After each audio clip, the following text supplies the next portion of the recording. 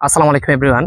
আমি মোহাম্মদ ফরমান হাসনাত, নোয়াখালী বিজ্ঞান ও প্রযুক্তি বিশ্ববিদ্যালয় থেকে কম্পিউটার সায়েন্স থেকে আমার বিএসসি ইঞ্জিনিয়ারিং কমপ্লিট।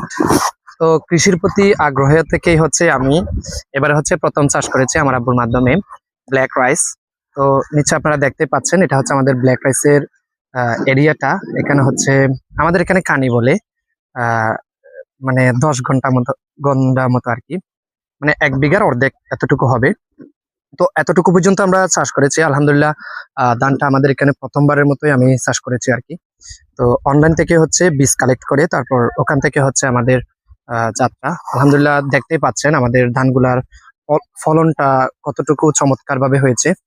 তো দেখেন আপনারা প্রত্যেকটা ধানের গোছাতে খুব সুন্দর করে আপনার ধানগুলা এসেছে আর কি।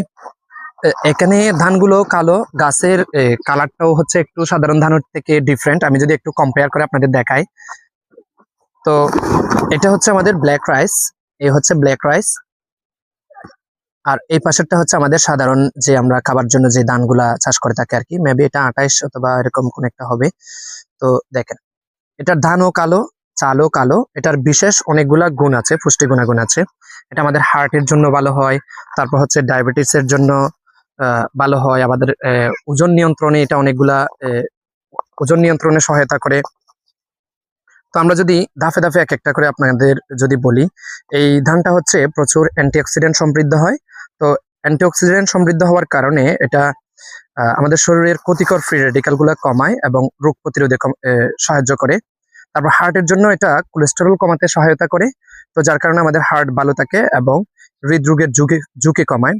আর ডায়াবেটিসের ক্ষেত্রে এটা কি করে, ব্ল্যাক রাইস গ্লাইসেমিক ইন্ডেক্সটা কম হওয়ার কারণে এটা রক্তে শর্করা দ্রুত বাড়াতে বাধা হিসেবে কাজ করে আর কি, অর্থাৎ দ্রুত বাড়তে দেয় না। আর এটা ওজন কমাতে সহায়ক। কিরকম, আমরা জানি ফাইবার সমৃদ্ধ খাবার হলে এটা আমাদের পাকস্থলীতে বেশিক্ষণ পরিমাণ থাকে, আর এটা হজমে একটু দীর্ঘক্ষণ সময় নেয়। তো ব্ল্যাক রাইসের ক্ষেত্রে এটা ফাইবারটা বেশি হওয়ার কারণে এটা হজমে দীর্ঘক্ষণ সময় নেয়। দেন আপনার আমাদের ঘন ঘন খাবার যে টেন্ডেন্সি থাকে ওই টেন্ডেন্সিটা কমে আর কি। এই জন্য এই চালটা অনেক বেশি উপকারী। আর এটা হজম শক্তি উন্নত করে। যেমন কিরকম, উচ্চ ফাইবার হওয়ার কারণে এটা হজমে খুবই ভালো কাজ করে এবং কোষ্ঠকাঠিন্যটা কমায়। তারপর প্রোটিন এবং আয়রনের ভালো উৎস হওয়ার কারণে এটা শারীরিক শক্তি বাড়ায় এবং রক্তাল্পতা প্রতিরোধে সাহায্য করে। আর লিভারের ডিটক্সে সাহায্য করে, অ্যান্টিঅক্সিডেন্ট লিভার পরিষ্কার রাখতে সহায়তা করে, এরকম আর কি।